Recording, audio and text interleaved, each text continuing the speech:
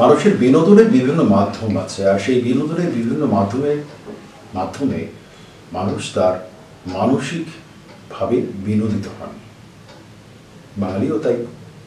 কিন্তু বাঙালির বিনোদনে নানা রকম সংস্কৃতি আছে, নানা রকম ভাবনা আছে। বাঙালি সাহিত্য পাগল, বাঙালি গান পাগল, বাঙালি ছবি পাগল, এমনকি বাঙালির সৃষ্টি ও সৃজনশীলতা এক অন্য মননশীলতায় চিরভাবে থেকে যায়। আমরা রবীন্দ্রনাথের দেশের মানুষ, ফলত রবীন্দ্রনাথ যে ভাষায় লিখেছেন আমরা সেই ভাষায় কথা বলছি, সেই বাংলাতে কথা বলছি। আর সেই বাংলাতেই চর্চিত হচ্ছে, রচিত হচ্ছে বহু সাহিত্য, দীর্ঘদিন ধরে। ছোট গল্পের একটা অন্য মজা আছে। ছোট গল্পের শুধু মজা নয়, ছোট গল্প একটা ভীষণ রকমভাবে মানুষের জীবন দর্শনে যেন কথা বলে। তবুও যেন মনে হয় ছোট গল্প শেষ হইল না, কারণ আবার আর একটা নতুন গল্পকে পড়ার উৎসাহ, ভাবনা সেই লেখকই তৈরি করে দেন। বাঙালি চিরকালই সেই ছোট গল্পের প্রিয় একজন মানুষ, পাঠকও বটে। বিগত 100 বছর ধরে যদি আমরা বাংলা সাহিত্যের চর্চার যে নিদর্শন, তার যদি নেপথ্য দর্শন করি, তাহলে দেখতে পাবো যে বাংলা গল্পের উপস্থাপন, বাংলা গল্পের ধারা, বাংলা গল্পের নির্মাণ, তার অনেক বদল ঘটেছে। আমরা আধুনিক গল্প, উত্তর আধুনিক গল্প, আরো বিভিন্ন নামে অভিহিত করছি বটে, কিন্তু গল্পের জায়গায় চলে এসছে। আসলে গল্প একটা নির্ভেজাল বিনোদন, মানসিক বিনোদন, এবং বোধহয় গল্প থেকে নিজের দেখা বা নিজের জীবনের কথা উঠে আসা ঘটনা। আজকে আমাদের অনুষ্ঠানে আছেন, আমাদের সাথে কথা বলবেন, কথা শুধু বলবেন না, হয়তো বা গল্পও করবেন, বিশিষ্ট গল্পকার অরুণবাবু দীর্ঘ 4 দশকেরও বেশি সময় ধরে লিখছেন। তার সে লেখা, তার সেই সংস্কৃতি, তিনি অনেকটা নেপথ্যে থাকতে ভালোবাসেন। আর সেই ভালোবাসার সূত্র ধরেও কিন্তু এরকম নয় যে তিনি লেখাকে থামিয়ে রেখেছেন।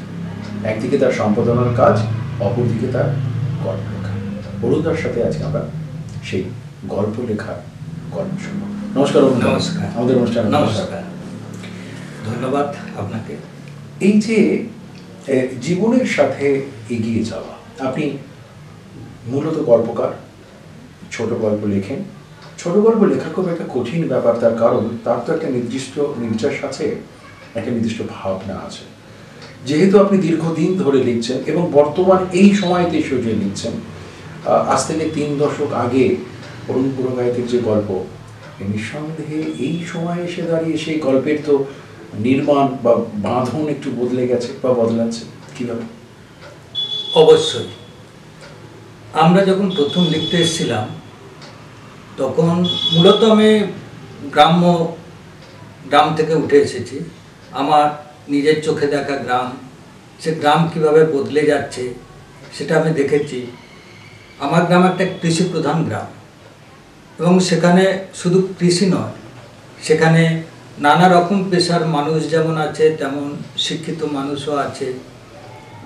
একটা কালচারাল দিক বলতে যেটা বোঝায় আমাদের গ্রামে সেটা ছিল। সেখান থেকে উঠে আসার সুবাদে, নিজের চোখে দেখার সুবাদে আমি নানা রকম মানুষকে দেখেছি, সামাজিক যে পরিবর্তন হয়েছে সেগুলোও দেখেছি। দেখার ফলে আমার মনে হয়েছে এদের কথা তো বলা দরকার।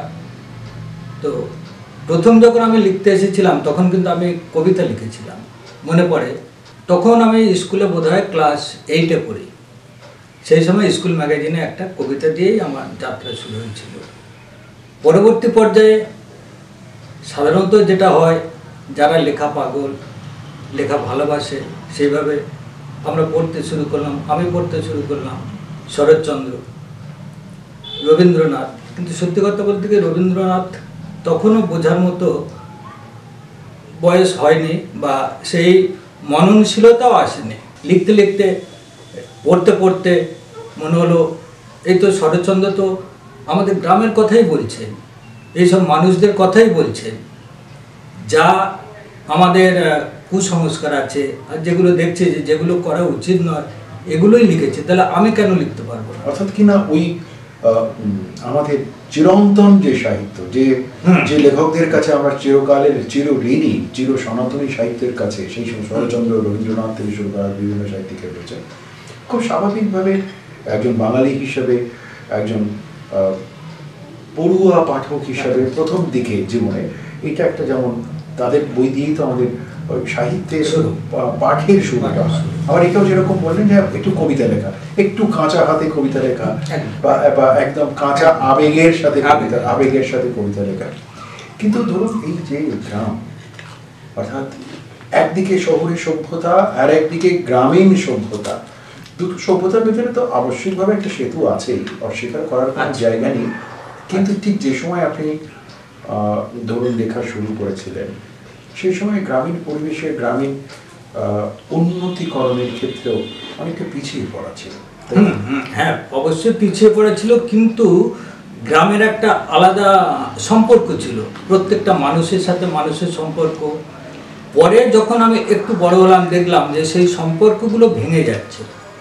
ভেঙে যাওয়াতে বা যে চাষবাস করছে যে মানুষটা, আগে একজনের বাড়ির জিনিস আরেকজনের বাড়িতে দিচ্ছে, দিচ্ছে, কিন্তু তারপরে আমরা দেখলাম কি সেই সম্পর্কটা ঠিক মতো নেই, সম্পর্ক ভেঙে যাচ্ছে, বা কৃষক পরিবারটাও ভেঙে যাচ্ছে। এটা সেই আয় নেই। মানে এটা দুটো ব্যাপার। একটা বোধ হয় মানে একাকী কেন্দ্রিকতা, অর্থাৎ কিনা একেবারে নির্দিষ্টভাবে যদি বলি যে শুধুমাত্র আমার পরিবারটুকু, তার বাইরে থেকে একটা যে বৃহৎ জগৎ পরিবেশ পাশাপাশি, সেটা থেকে কিছুটা বোধ হয় ভাঙছে। আর একটা যেটা ব্যাপার হচ্ছে বোধ হয় নাগরিক সভ্যতার যে চূড়ান্ত যে আলো, সভ্যতার যে একটা চূড়ান্ত আলো, সেই আলোটা কি মনে হয় যে গ্রামীণ জীবনে না, তখন নাগরিক সভ্যতাটা ঠিক আসেনি। ওই যে আমি শরৎচন্দ্রের কথা বললাম, আমরা তার আগে একটা কবিতা পড়েছিলাম, ওই যে গানটি যাচ্ছে দেখা আইরি ক্ষেতের আড়ে, প্রান্তটি যে আধার করা সবুজ কেয়া ঝাড়ে, মানে কবি মানে সমস্ত অন্তরাত্মা যেন গ্রামের ভিতরে ঢেলে দিয়েছেন। গ্রামে কোথাও কোনো খারাপ কিছু নেই, কিন্তু শরৎ সাহিত্য পড়লে আমরা দেখতে পাবো যে সেখানে কূটনীতি আছে, সেখানে একজন আরেকজনের পিছনে মানে উন্নতির পথে বাধা হয়ে আসছে। এইটা সংস্কার আসছে, এই কুসংস্কার, মানে এইটা আমরা যদি বলি আলোকপ্রাপ্ত হওয়া, অর্থাৎ কিনা ওই কিছুটা তো নিশ্চয়ই মানতেই হবে যে ল্যাক অফ এডুকেশন এবং এডুকেশনে নয়। আমরা যেটা গ্রামের ভিতর থেকে দেখেছি, ওই যে দেখবেন যে বেনি ঘোষাল পুকুরে বীজ দিয়ে দিচ্ছে, দিয়ে দিচ্ছে, ওই জিনিসগুলো আপনি গ্রামের ভিতরে না থাকলে বুঝতে পারবেন না। এবারে আমার তখন মনে হলো যে শরৎচন্দ্র তো উনি ওনার মতো করে লিখেছেন, সেই সময় সাহিত্য যুগে যুগে বদলে আসছে, তো আমাকে ওইগুলো লিখতে গেলে আমাকে তো শরৎচন্দ্রের মতো লিখলে হবে না। আমি এই জিনিসগুলো লোকের কাছে নিয়ে যাব, বলবো, কিভাবে বলবো। সেই সময় প্রথম দিকে আমার লেখাগুলো ছিল প্রায় ওই রকম, মানে একজন লেখক আরেকজন লেখককে তো অনুসরণ করে, বা প্রথম দিকে অনুসরণ করে একটা প্রভাব পড়ে যায়, প্রভাব পড়বেই। আমার লেখাতে সেই অনুসরণ প্রভাব পড়েছিল, কিন্তু পরবর্তী পর্যায়ে বুঝতে পেরেছি নিজে লিখতে লিখতে যে এটা তো অনুকরণ তো করে লেখা যায় না, বেঁচে থাকা যায় না, তখন নিজের একটা পথ ধরে নিতে হবে। সেই সময় আমাদের ওখানে ধরুন এত পত্রিকা যেত না, কিন্তু দেশ যেত, দেশ পড়তাম, দেশের নতুন নতুন লেখা, নতুন ধরন। সেই সময় আমরা পাজেলড হয়ে গিয়েছিলাম যে আমাদের গ্রাম থেকে এসে শহরে কোনো যোগাযোগ ছিল না, বা ওনাদের সাথে তখন যারা লিখছেন তাদের সাথে যোগাযোগ নেই, কিভাবে লিখবো। ওই পড়ে পড়ে দেখলাম যে না, ভাষা তো বদলে গেছে, আমাকেও বদলাতে হবে। সেই হিসাবে নিজেরাই নিজেকে খনন করে, অর্থাৎ নিজেরাই নিজেকে খনন করে নিজের একটা নিজস্ব পথ আমাদের বেছে নিতে হবে। এইভাবে কিন্তু নিজস্ব পথকে বেছে নিতে হয়। একজন সৃজনশীল মানুষ, সৃষ্টিশীল মানুষ, তিনি কিন্তু তার উপর অনেক প্রভাব পড়ে, খুব স্বাভাবিকভাবে এই প্রভাব পড়াটাই খুব স্বাভাবিক। সেই প্রভাবের সাথে সাথে তিনি কিন্তু তার নিজস্ব যে দর্শন, নিজস্ব যে ধারা, সে ব্যাপারে হয়তো প্রথম দিকে খুব একটা ভ্রান্তির ভেতরে থাকেন, কিভাবে এগোবেন, কিভাবে করবেন।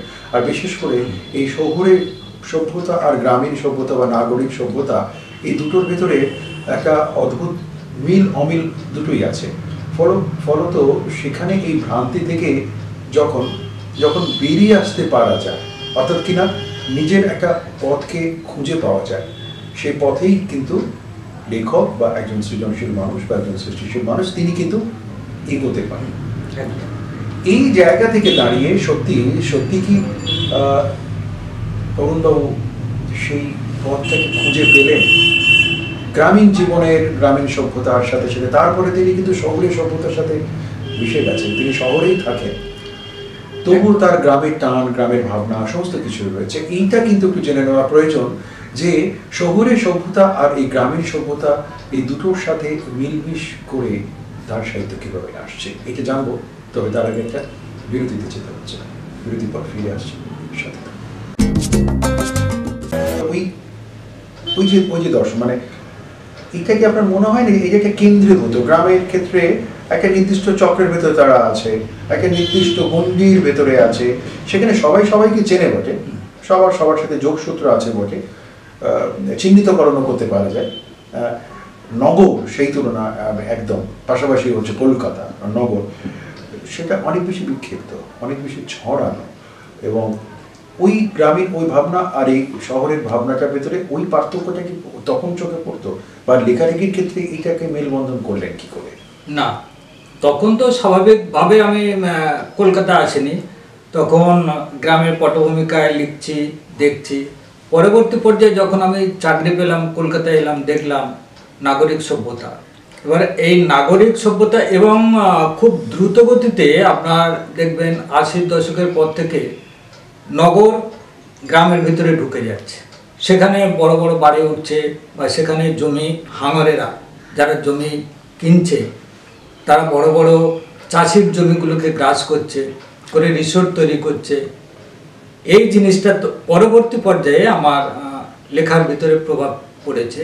আপনি আমার যদি গল্পগুলো পড়েন বুঝুন। আমি সেটা বলছি, আপনার গল্পের সূত্র ধরেও বলছি। মানে ধরুন আপনার বইয়ের নামকরণই হচ্ছে সময়ের জলছবি, কেমন? এইটা নিয়ে আমার একদম খুব একটা নির্দিষ্ট প্রশ্ন আছে। এই সময়ের জলছবি, সময়ের সাথে তো আপনাকে এগোতেই হবে। সময়ের জলছবি যদি বহুদিন আগে বেরিয়েছে, তো এই সময়ের জলছবির সাথে সাথেও কিন্তু আপনি তো সময়ের সাথে, তো সময়কে তো আপনি বাধা দিতে পারবেন না, সময় এগিয়ে যাবে, আবশ্যিকভাবে সভ্যতাও এগিয়ে যাবে। তো সেইগুলো যখন ছোট গল্পের ক্ষেত্রে যখন আসে, তখন কি নিজস্ব যে সেই ছোট গল্পের যে চরিত্র, সেই চরিত্রের যে ভাবনা, সেটার সাথে নিজের দেখা চরিত্র দর্শন কি আসছে, বুঝতে পারছেন? অবশ্যই। এটা তো আমরা সবাই জানি যে একজন লেখকের লেখা আত্মজৈবিনিক হয়। সে যে পাত্রপাত্রীগুলো লিখছে, তার চোখের দেখা এবং সেই পাত্রপাত্রী যেন সে লেখক নিজে, এইভাবে না হলে তো লেখা হয় না, অন্তত আমার সেটা মনে হয়। কিন্তু আপনার লেখার ভিতরে আমি আপনাকে সরাসরি জিজ্ঞেস করছি, বহু মানুষ আজকে দেখছেন, কিন্তু আপনার লেখার ভিতরে আপনি একটা অদ্ভুত গোপন একটা 3-4টে স্তর আছে। আপনি এই স্তরগুলোকে একটু বিভাজন করেননি, কিন্তু আপনার লেখা ছোট গল্পের যে চরিত্র সেটা ঠিকই আছে, যে ছোট গল্প শেষ হইল না, সেটা ঠিক আছে, কিন্তু আপনার গল্পের ভিতরে আপনি বিভিন্ন পরতে একটা রহস্য রাখছেন। আমি মোটামুটি 3-4টে পরত কি আপনার মনে হচ্ছে যে মানে একটা জায়গা থেকে আরেকটা জায়গায় যাওয়াটা, সেইটা কেন, মানে সেটা আমি সচেতনভাবে আমি করেছি, যে ওই জিজ্ঞাসাটা পাঠকের মনে থাকে, ওরা চিন্তা ভাবনা করুক। একজন লেখক সব বলে দেবে, তাহলে তো সব বলে দেওয়াই হয়ে গেল। এটাই আমার নিজস্ব, আমার নিজের লেখার এটাই একটা স্টাইল, যে আমি বলে দেবো না, কোথাও গিয়ে একটু থেমে যাব, গিয়ে আবার একটা স্তরে আমি চলে যাব, পাঠক ওইটা ভেবে নিক। এই যে থেমে যাওয়া মানে আমি সেটাই বললাম আপনাকে, ওই যে আপনি ওই রহস্যটা আপনি রেখেছেন, এটা একদম পরিষ্কার আপনাকে সরাসরি জিজ্ঞেস করছি। এই যে থেমে যাওয়াটা, এই ক্ষেত্রে যখন পাঠক নিজেকে, মানে পাঠক তো যে কোনো পাঠক ওই অনেক সময় গল্পের ভেতরে নিজেকেও তো খুঁজে পায়, বা লেখকেরও একটা দায়বদ্ধতাও থাকে বোধহয় পাঠককে নিজের ভেতর খুঁজে পাওয়া। আপনি আত্মজৈবনিক বললেন, এই শব্দটাকে ব্যবহার করলেন, কিছুটা আত্মবীক্ষণ নয়? না, আমি অন্তত মনে করি না যে এটা আত্মবীক্ষণ। কারণ পাঠক, আমার মতো পাঠক সচেতন, ওরা নিজেরাই বুঝতে পারবেন যে কি বলতে চাইছি বা কি হতে চলেছে। আমাদের বাংলা সাহিত্যে আমরা লেখকরাও ধন্য এই জন্যেই যে আমাদের খুব সমৃদ্ধ এক পাঠক শ্রেণী আছে।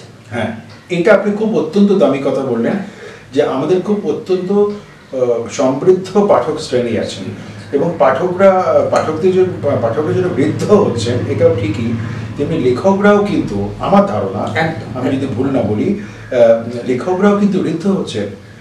পাঠকের কাছ থেকে তো আপনি সমালোচনা পাচ্ছেন, যার জন্য লিখতে গেলে আমাদের থেমে যেতে হচ্ছে যে কোথাও সামান্য ভুল হলে, কোথাও সামান্য বিক্ষেপ হলে পাঠক ধরে ফেলবে, বুঝতে পারবেন যে আপনি সচেতনই হচ্ছেন প্রথম থেকেই একদম, যে পাঠকের কাছে দায়বদ্ধতা, সেখানে কোনো রকম কারচুপি চলবে না।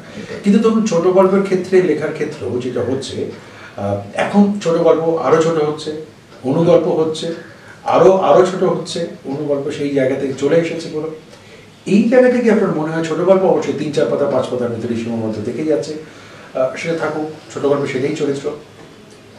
কিন্তু গল্পের যে বুননটা, যে চরিত্র বুননটা, অনেক চরিত্র নিয়ে ছোট গল্প তো আসে না, উপন্যাসে যেটা সম্ভবপর হয়ে ওঠে, অনুগল্পতে তো সেটা করতেই পারা যায় না। কিন্তু এই যে চরিত্রগুলোকে যখন এক একটা করে বুনন করা হচ্ছে, তখন সেই চরিত্রগুলোর সাথে তার যে জীবন দর্শন, চরিত্রের জীবন দর্শনই তো গল্পকারের মাধ্যমে আমরা জানতে পারি, সেইটার ভিতরে কিরকম প্রভাব ফেলছে, কিভাবে তার নির্মাণটা করছেন। ধরুন আমি আমার একটা গল্প ধরে বলছি, আমি অবেলার জন বলে একটা গল্প লিখেছিলাম। স্থানীয় ওখানে যারা তালগুড় শিল্পী, শিউলি আমরা যাদের বলি, তালগুড় কাটে, শিউলি তালগুড় কাটছে, তার যখন তালগুড়ের ওই শিল্পটা হচ্ছে, অর্থাৎ তালগুড় সৃষ্টি হচ্ছে, তৈরি হচ্ছে, সেই সময় পুরো পরিবার ওই যেখানে তাল গাছ আছে সেখানে চলে আসে। যিনি শিউলি গাছ কাটেন, উনি গাছে ওঠেন, এবারে সমস্ত কাজকর্মগুলো তার পরিবারের লোকজন করে, বিশেষ করে স্ত্রী করে স্ত্রী চলেছে ওই পাটালি নিয়ে, গুড় নিয়ে আপনার বাজারে।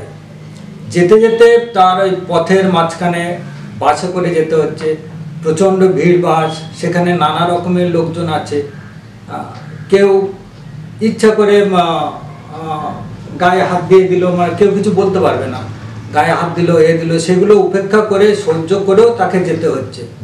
যেতে যেতে পথে যেতে যেতে তাকে পথের সাথী খুঁজে নিতে হয়। যে আরও অনেকেই ওই ঝাঁকা নিয়ে যাচ্ছে, মাল নিয়ে যাচ্ছে, তাদের মধ্যে কোনো একজন পুরুষ ওকে সাহায্য করছে, করতে করতে না গেলে তো পুরুষের সাহায্য না নিলে যেতে পারবে না। যেহেতু ওই পুরুষের সাহায্যে যাচ্ছে, ক্ষণিকের জন্য মন ওই পুরুষের দিকে আকৃষ্ট হয়ে যাচ্ছে। ফেরার পথে পুরুষ বলে দিল যে আমি অমুক সময় আসবো, তুমি ওখানে দাঁড়িয়েও, আমরা একসাথে যাব। কিন্তু ফেরার পথে দেখা গেল যে আকাশে প্রচণ্ড মেঘ করে এসছে, বৃষ্টি আসবে, ওদিকে যার সাথে কথা দেওয়া আছে পথের পুরুষের, তার আসতে দেরি হচ্ছে, বাস এসে গেছে, সেই মুহূর্তে কি করবে? সেই মুহূর্তে একবার ভাবছে যে আমার সেই লোকটা তো ওখানে তাল গাছের মাথায় উঠে গেছে, যদি ঝড় আসে যদি, তাহলে কি হবে, যদি তাকে দেখার কেউ নেই। আবার ওইদিকে একদিকে টান আসছে যে ওই পুরুষটা আমাকে দাঁড়াতে বলেছে।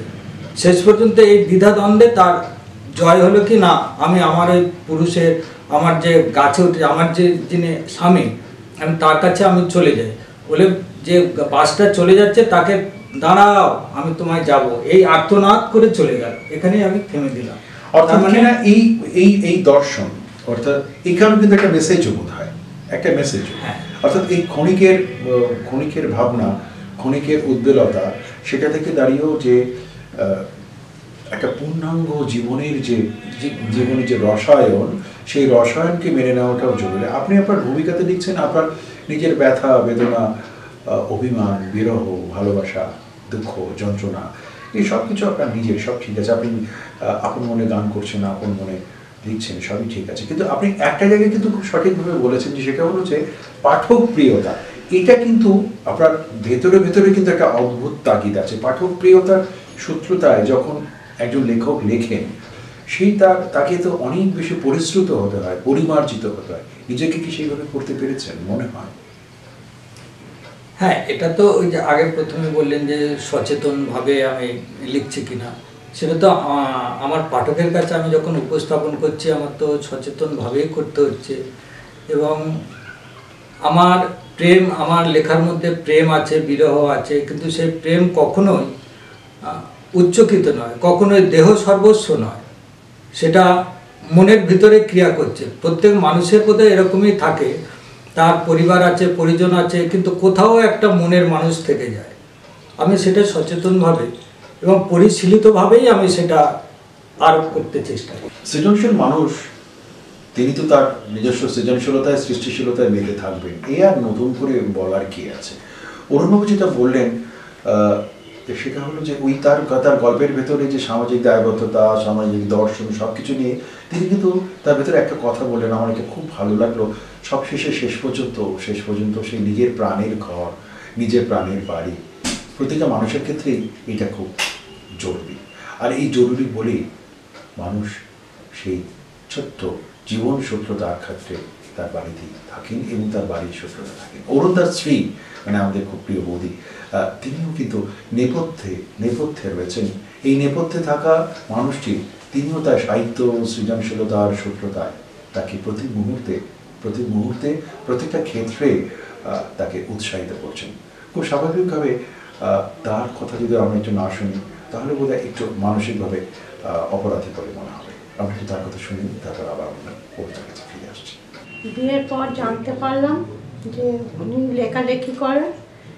বাড়িতে প্রচুর লোকজন আসতো, এমনকি অফিস থেকে ফিরে যত রাতই হোক মানে লেখালেখি করতো। আমার খুব ভালো লাগতো।